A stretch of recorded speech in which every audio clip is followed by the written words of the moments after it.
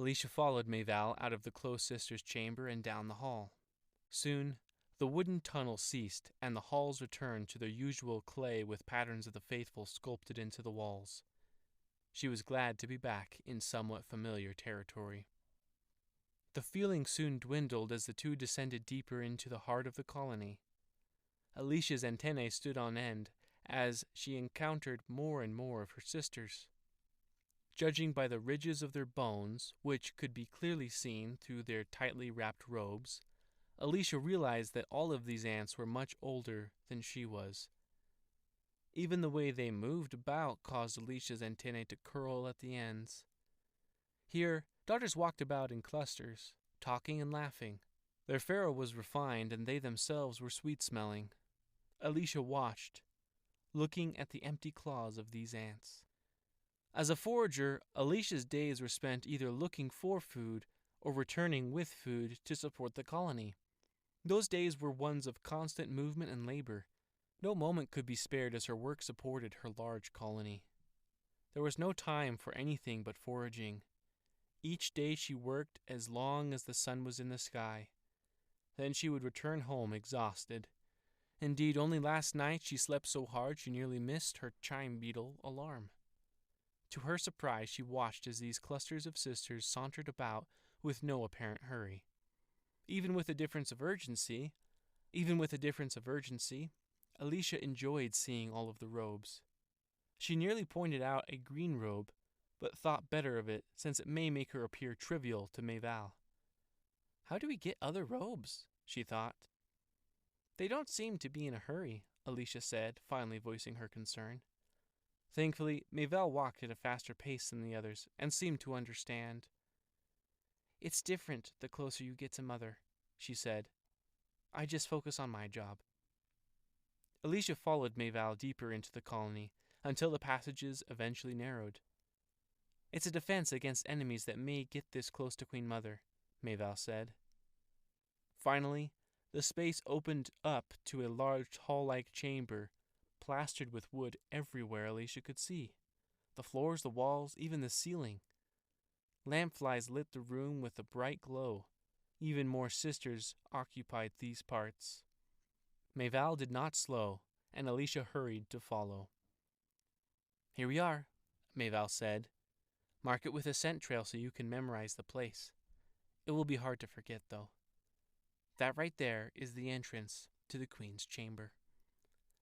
Alicia looked up. If the Close Sisters' Hall was beautiful, this hall was extravagant.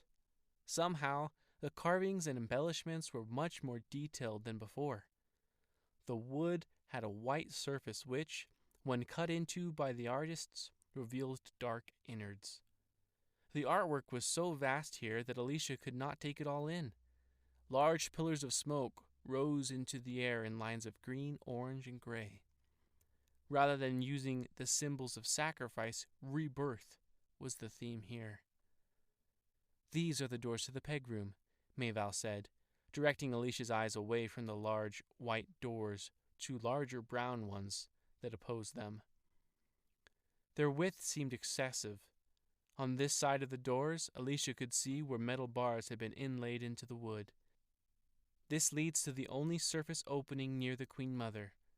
We installed bars years ago to maximize their strength. You can see that we could slip in and out between the bars based on the spacing and assuming the wood wasn't there.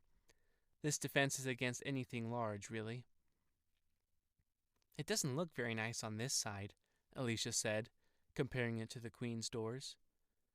What they do is more important than how they look, Mayval said. Anyways, you'll likely spend much time in the peg room. I'll let the Queen's Guard instruct you on it. Come, this way. She took Alicia by the claw and led her right up to the majestic white doors with dark carvings. Alicia felt her heart begin to race. She stepped lively. This is it, she thought as she was guided closer to the Queen's doors. She nearly let pheromones of wonder and excitement escape her. Halt, came a stern pharaoh command. Alicia's antennae curled. This is the new guard captain, Mayval said. She seemed cheery for one who just received such a strict command. Oh, the pharaoh said, becoming less sour. The armor-clad aunt turned to Alicia. Her head was bare, so Alicia could clearly see the smile. "My name is Odette." Alicia forced herself to stop glancing at the Queen's door to look at Odette. Odette was frightening. She was one of the aunt daughters born for war. Her head was large to match the oversized and sharp mandibles. It looked like she could slay a giant on her own. The silver armor on her body nearly glowed under the luminous lampflies above. Odette was burly, even for a guard aunt. Her robes were pulled back, and tough armor plates guarded her shell. Her legs were protected by a short chainmail that didn't cover the entire leg, similar to the arm sleeves on the robes. "She isn't large enough for armor yet," Odette said while looking Alicia up and down. "At least, she's not wearing plate anytime soon." "I will leave her with you," Mayval said. "Favor in the womb, Alicia." She hurried back in the direction from which she came. "Thank you," Alicia said after Mayval. In the busy hall, she doubted her pheromones would reach Mayval at all, especially with all of these chatty sisters filling the air with pheromones of all kinds. How did one keep it all straight? "Come with me," Odette said, leaving the second guard behind to protect the white doors. Alicia turned to get a look at the other Queen's Guard, but she was looking in a different direction. The peg room was larger than the doors implied, but, considering the location, it ought to be. The peg game was normally held with an army on each side. It was all symbolic, of course, but the symbolism mattered, at least that is what Alicia was told. "Stay close at my side, sister," Odette said. "This is the most dangerous room in all of the Upper Colony." "Upper Colony?" Alicia asked. "I'll decide what we talk about," Odette said. "Stay close and listen. Later, I'll introduce you to your fellow Queen's Guard. Today, you will just observe. It's safer that way." "Safer?" Alicia said. "I'm prepared to fulfill my oaths." "As am I," Odette said, "but not every moment requires that." Odette went on talking about the peg room and what it was used for. Alicia already knew, though, so she did not listen to the tales of wars won without death now that the ants used peg to settle differences with those outside of the United Colonies. She did not listen to the fact that the losing colony is supposed to absorb into the new colony to create greater strength. She did not listen to the history of the room and how it kept rebirth continuing through new queens. No, she was distracted. "Is she not ready to die for her queen?"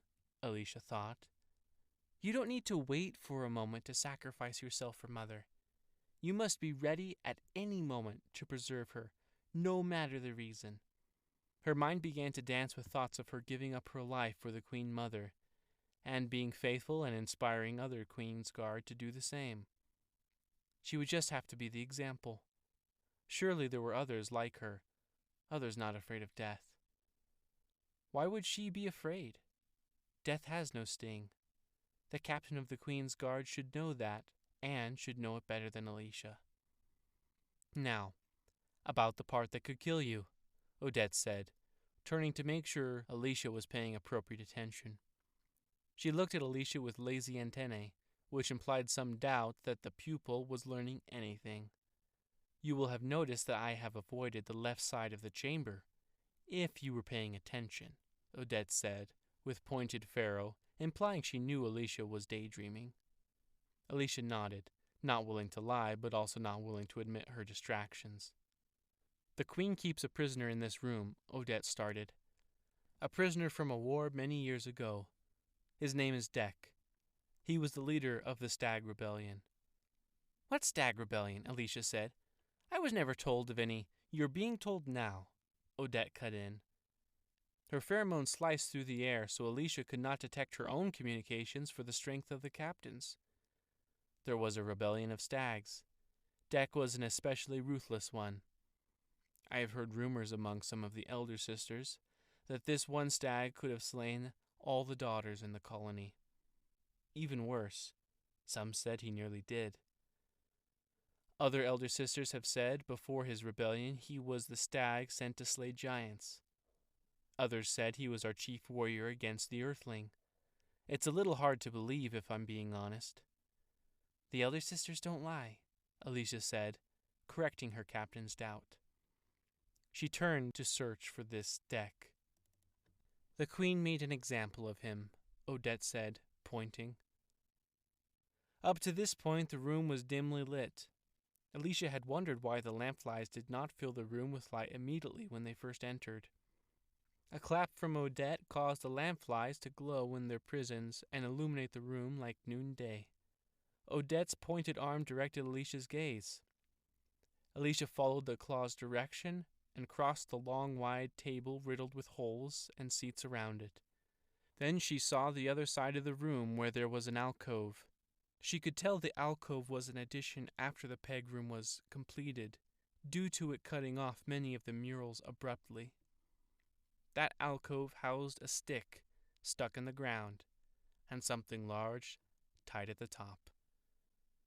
Alicia felt her stomach lurch when she realized what the mass was. Some deformed creature, shriveled with the look of shell rot about him, was tied at the top of the pole. The dark, rusty-looking thing had no legs, no jaws, and no mouth to drink with or chew. They had all been cut off. There were a few lumps where limbs should have been. They twitched, and Alicia wondered if it was out of pain or if something else caused their motion. Dek the Terrible, Odette said, her pheromones having a hint of respect. He was given the stick and given a choice. He would have to choose to kill himself rather than be killed. For years he has held on to life. The fly-spitting creature hasn't given up after all these years. It is the Queen Mother's wish that we feed him, so we must obey. Only when he refuses to eat may we stop feeding him. How can he be dangerous? Alicia said. It doesn't look like he could move. Looks are deceiving, Odette said, an air of seriousness about her. He will have the better of you if you let him. You will learn to feed Dek. He is worse than any wildling. Why did Mother choose this punishment? Alicia asked. I do not question Mother, Odette said, her pheromones giving a less pleasant odor. She saw it fitting, and that is enough. They call him a trophy.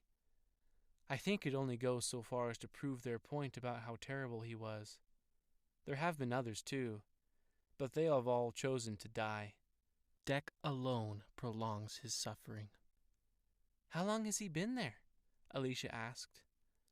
I don't know, Odette said. The close sister is the only one I know of that was alive at the time. Is she an original?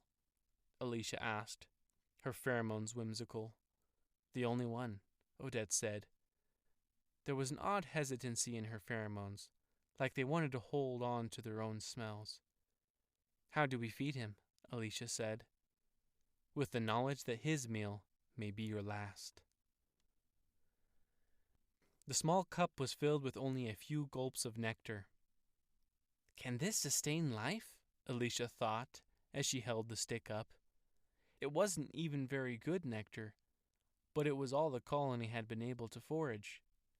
Alicia knew these struggles well. Many bugs were highly interested in the production of nectar, so it was taken quickly. The nectar that was found had to be carried for days back to the colony.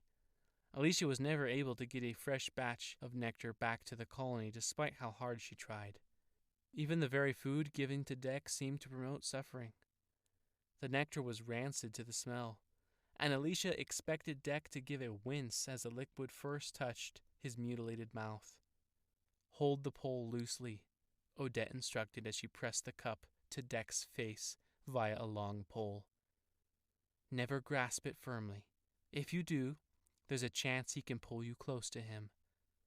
Pull me in with what, though? Alicia said, inspecting Dek. He appears weak, Odette said, doesn't he? It's all just a show.